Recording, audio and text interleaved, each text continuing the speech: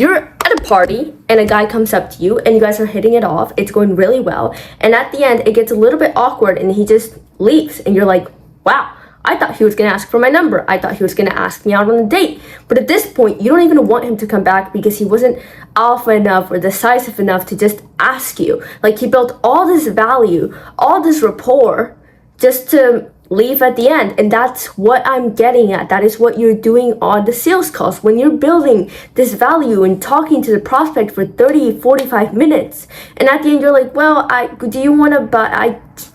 You get awkward. That's when you turn off the prospect because they actually want you to close them.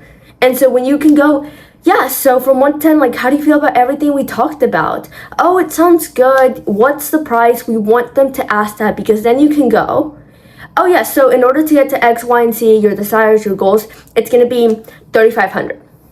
Sit in the silence. Do not be scared to let them feel uncomfortable. That is what we want, because then they're either going to spit out the objection and you can handle it, or they're gonna say, no, it's too expensive, and you can roll out the real objection, or they're gonna say, yeah, it sounds great, and you just close them.